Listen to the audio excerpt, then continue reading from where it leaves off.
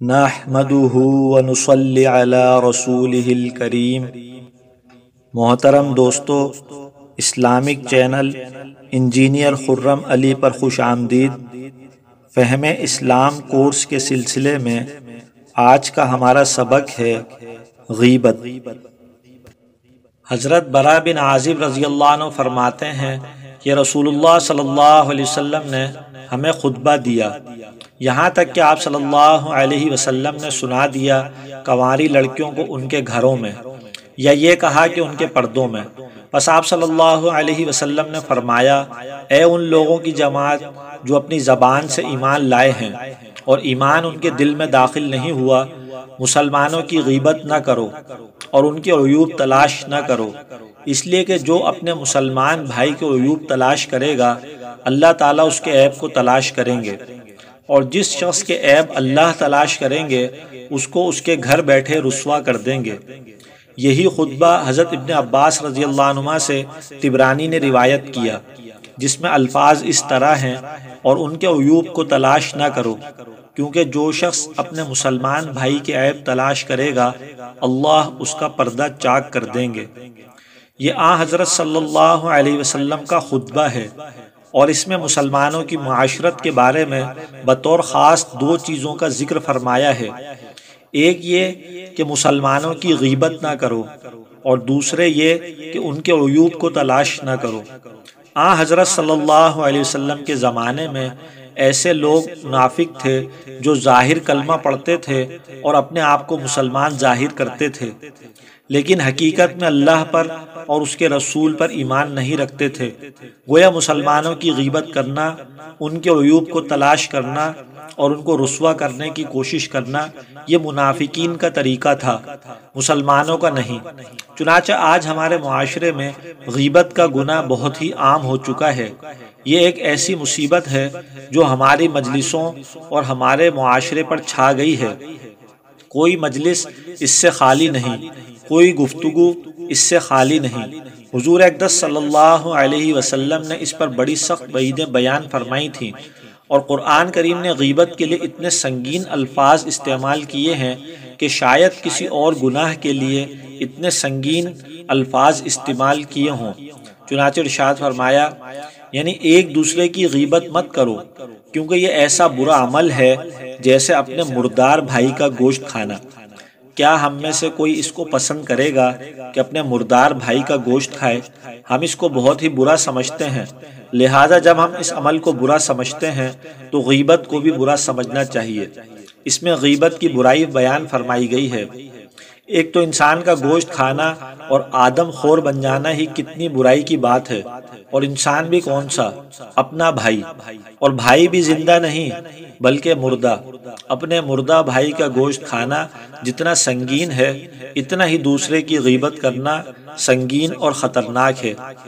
غیبت کے معنی یہ ہے کہ دوسرے کی پیٹھ پیچھے برائی کرنا، چاہے برائی صحیح ہو، وہ اس کے اندر پائی جا رہی ہو، غلط نہ ہو، پھر بھی اگر بیان کی گئی تو وہ غیبت میں شمار ہوگی۔ حدیث میں آتا ہے کہ ایک صحابی رضی اللہ عنہ حضور صلی اللہ علیہ وسلم سے پوچھا، یا رسول اللہ، غیبت کیا ہوتی ہے؟ آپ صلی اللہ علیہ وسلم نے فرمایا، تم اپنے بھائی کا اس کے پیٹھ پیچھے ایسے انداز میں ذکر کرنا جس کو وہ ناپسند کرتا ہو، یعنی اگر اس کو پتا چلے کہ میرا ذکر اس طرح اس مجلس میں کیا گیا تھا تو اس کو تکلیف ہو اور وہ اس کو برا سمجھے تو یہ غیبت ہے۔ ان صحابی نے پھر سوال کیا کہ اگر میرے بھائی کے اندر وہ خرابی موجود ہے جو میں بیان کر رہا ہوں تو؟ آپ صلی اللہ علیہ وسلم نے جواب میں فرمایا، اگر وہ خرابی واقعتاً اس کے اندر موجود ہے تب ہی تو غیبت ہے، اور اگر وہ خرابی اس کے اندر موجود نہیں ہے اور تم اس کی طرف جھوٹی نسبت کر رہے ہو تو پھر یہ غیبت نہیں، پھر تو یہ بہتان بن جائے گا اور دوہرا گناہ ہوگا۔ غیبت ایسا ہی بڑا گناہ ہے جیسے شراب پینا، بد نظری، بدکاری کرنا کبیرہ گناہوں میں داخل ہے۔ دونوں میں کوئی فرق نہیں، وہ بھی حرام قطعی ہیں، یہ بھی حرام، بلکہ غیبت کا گناہ اس لحاظ سے ان گناہوں سے زیادہ سنگین ہے کہ غیبت کا تعلق حقوق العباد سے ہے، اور حقوق العباد کا معاملہ یہ ہے کہ جب تک بندہ اس کو معاف نہ کر دے اس وقت تک وہ گناہ معاف نہیں ہوگا۔ دوسرے گناہ صرف توبہ سے معاف ہو سکتے ہیں، لیکن یہ گناہ توبہ سے بھی معاف نہیں ہوگا۔ اس سے اس گناہ کی سنگینی کا اندازہ کیا جا سکتا ہے۔ اس لیے ہمیں چاہیے کہ ہم غیبت نہ کریں اور نہ ہی غیبت سنیں، اور جس مجلس میں غیبت ہو رہی ہو تو اس میں گفتگو کا رخ بدلنے کی کوشش کریں یا کوئی دوسرا موضوع چھیڑنے کی کوشش کریں۔ اگر گفتگو کا رخ نہیں بدل سکتے تو پھر اس مجلس سے اٹھ کر چلے جائیں، اس لیے کہ غیبت کرنا بھی حرام ہے اور غیبت سننا بھی حرام ہے۔ حضرت انس بن مالک رضی اللہ عنہ حضور اقدس صلی اللہ علیہ وسلم کے خاص خادم تھے۔ 10 سال تک حضور اقدس صلی اللہ علیہ وسلم کی خدمت کی۔ وہ روایت کرتے ہیں کہ حضور صلی اللہ علیہ وسلم نے ارشاد فرمایا کہ جس رات معراج میں مجھے اوپر لے جایا گیا تو وہاں میرا گزر ایسے لوگوں پر ہوا جو اپنے ناخنوں سے اپنے چہرے نوچ رہے تھے۔ میں نے حضرت جبرائیل علیہ السلام سے پوچھا کہ یہ کون لوگ ہیں؟ انہوں نے جواب میں فرمایا کہ یہ وہ لوگ ہیں جو لوگوں کا گوشت کھاتے تھے اور لوگوں کی آبروؤں پر حملے کیا کرتے تھے، یعنی لوگوں کی غیبت کیا کرتے تھے۔ چونکہ اس گناہ کو حضور اقدس صلی اللہ علیہ وسلم نے مختلف طریقوں سے صحابہ کرام رضی اللہ عنہم کے سامنے پیش فرمایا، اس لیے ان سب کو پیش نظر رکھنا چاہیے تاکہ ہمارے دلوں میں اس کی برائی اور قباحت بیٹھ جائے۔ اللہ اپنے فضل سے اس کی برائی ہمارے دلوں میں بٹھا دے اور اس برائی اور قباحت سے بچنے کی توفیق عطا فرمائے، آمین۔ اور ایک روایت جو سند کے اعتبار سے بہت مضبوط نہیں ہے مگر معنی کے اعتبار سے صحیح ہے، وہ یہ کہ حضور اقدس صلی اللہ علیہ وسلم نے فرمایا کہ غیبت کا گناہ زنا کے گناہ سے بھی بدتر ہے۔ اس کی وجہ یہ بیان فرمائی کہ خدا نہ کرے اگر کوئی زنا میں مبتلا ہو جائے تو جب کبھی ندامت اور شرمندگی ہوگی اور توبہ کر لے گا تو انشاءاللہ معاف ہو جائے گا، لیکن غیبت کا گناہ اس وقت تک معاف نہیں ہوگا جب تک وہ شخص معاف نہ کر دے جس کی غیبت اور بے آبروئی کی گئی ہے۔ ایک حدیث میں حضور اقدس صلی اللہ علیہ وسلم نے فرمایا کہ جو لوگ غیبت کرنے والے ہوں گے انہوں نے بظاہر دنیا میں بڑے اچھے اعمال کیے ہوں گے، نمازیں پڑھیں، روزے رکھے، عبادتیں کی، لیکن جس وقت وہ لوگ پل صراط سے گزریں گے، پل صراط ایک پل ہے جو جہنم کے اوپر سے گزرتا ہے، ہر انسان کو اس کے اوپر سے گزرنا ہے۔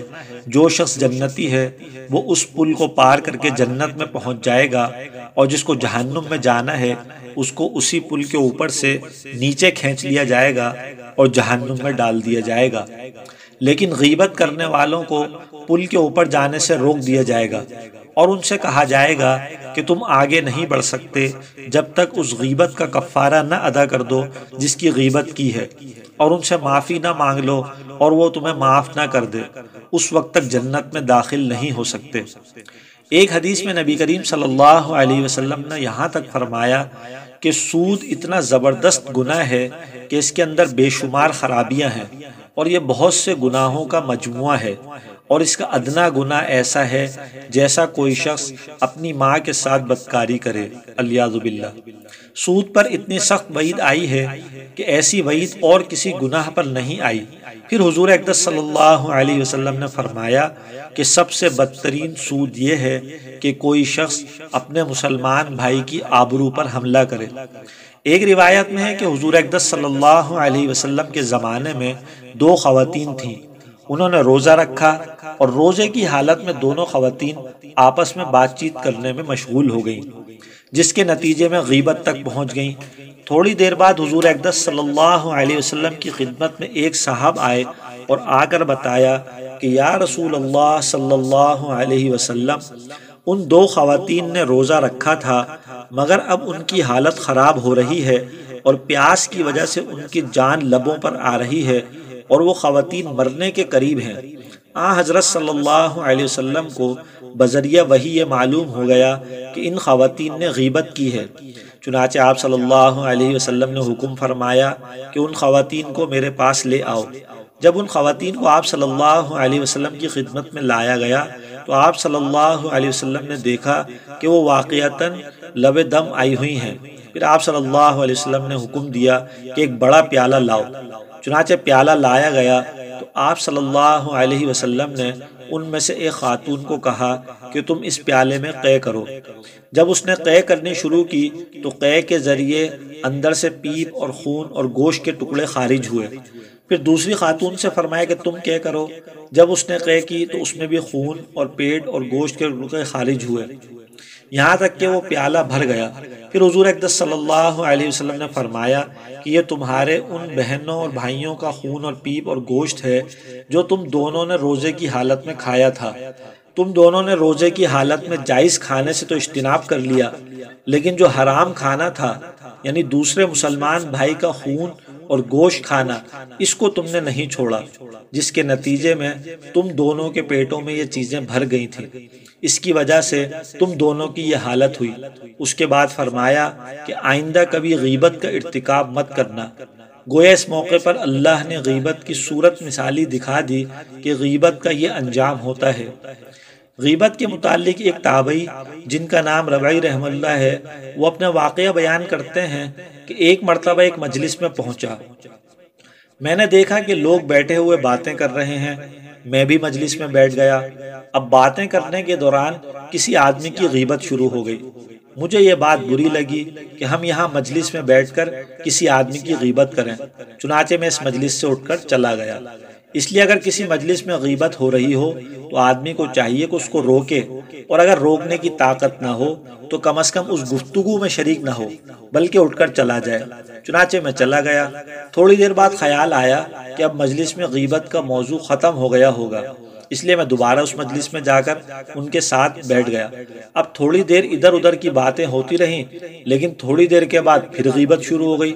لیکن اب میری ہمت کمزور پڑ گئی اور میں اس مجلس سے نہ اٹھ سکا، اور جو غیبت وہ لوگ کر رہے تھے پہلے تو اس کو سنتا رہا اور پھر میں نے خود بھی غیبت کے ایک دو جملے کہہ دیے۔ جب اس مجلس سے اٹھ کر گھر واپس آیا اور رات کو سویا تو خواب میں ایک انتہائی سیاہ فام آدمی کو دیکھا جو ایک بڑے سے تشت میں میرے پاس گوشت لے کر آیا۔ جب میں نے غور سے دیکھا تو معلوم ہوا کہ وہ خنزیر کا گوشت ہے، اور وہ سیاہ فام آدمی مجھ سے کہہ رہا ہے یہ خنزیر کا گوشت کھاؤ۔ میں نے کہا میں مسلمان ہوں، خنزیر کا گوشت کیسے کھاؤں؟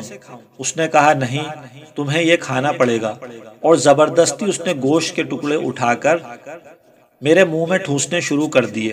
اب میں منع کرتا جا رہا ہوں اور وہ ٹھونستا جا رہا ہے، یہاں تک کہ مجھے متلی اور قے آنے لگی، مگر وہ ٹھونستا جا رہا تھا۔ پھر اسی شدید اذیت کی حالت میں میری آنکھ کھل گئی۔ جب بیدار ہونے کے بعد میں نے کھانا کھایا تو خواب میں جو خنزیر کے گوشت کا بدبودار اور خراب ذائقہ تھا، وہ ذائقہ مجھے اپنے کھانے میں محسوس ہوا، اور 30 دن تک میرا یہ حال رہا۔ جس وقت بھی میں کھانا کھاتا تو ہر کھانے میں اس خنزیر کے گوشت کا بدترین ذائقہ میرے کھانے میں شامل ہو جاتا، اور اس واقعے سے اللہ نے اس پر متنبع فرمایا کہ ذرا سی دیر جو میں نے اس مجلس میں غیبت کر لی تھی، اس کا برا ذائقہ میں 30 دن تک محسوس کرتا رہا۔ اللہ تعالی ہم سب کی حفاظت فرمائے۔ ایک مرتبہ ام المومنین حضرت عائشہ صدیقہ رضی اللہ عنہما حضور اقدس صلی اللہ علیہ وسلم کے سامنے موجود تھیں۔ باتوں باتوں میں ام المومنین حضرت صفیہ رضی اللہ عنہما کا ذکر آ گیا۔ حضرت صفیہ رضی اللہ عنہما کا قد ذرا چھوٹا تھا، تو حضرت عائشہ رضی اللہ عنہما نے ان کا ذکر کرتے ہوئے ہاتھ سے اس طرح اشارہ کر دیا کہ وہ چھوٹے قد والی ٹھگنی ہے۔ زبان سے یہ نہیں کہا کہ وہ ٹھگنی ہے، بلکہ صرف ہاتھ سے اشارہ کر دیا۔ تو نبی کریم صلی اللہ علیہ وسلم نے حضرت عائشہ رضی اللہ عنہما سے فرمایا، اے عائشہ، آج تم نے ایک ایسا عمل کیا، اگر اس عمل کی بو اور اس کا زہر سمندر میں ڈال دیا جائے تو پورے سمندر کو بدبودار اور زہریلا بنا دے۔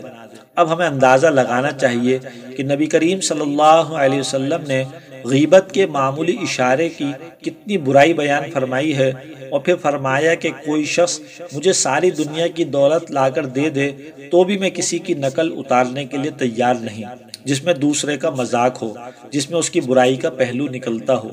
اب تو نقل اتارنا فنون لطیفہ کے اندر داخل ہے، اور وہ شخص تعریف و توصیف کے کلمات کا مستحق ہوتا ہے جس کو دوسرے کی نقل اتارنے کا فن آتا ہو۔ حالانکہ حضور اقدس صلی اللہ علیہ وسلم فرما رہے ہیں کہ کوئی شخص ساری دنیا کی دولت بھی لا کر دے دے تب بھی میں نقل اتارنے کے لیے تیار نہیں۔ اس سے ہم اچھی طرح اندازہ کر سکتے ہیں کہ نبی کریم صلی اللہ علیہ وسلم نے کتنے اہتمام سے ان باتوں سے روکا ہے، مگر ہم لوگوں کو معلوم نہیں کیا ہو گیا کہ ہم شراب پینے کو برا سمجھتے ہیں، زناکاری کو برا سمجھتے ہیں، لیکن غیبت کو برا نہیں سمجھتے۔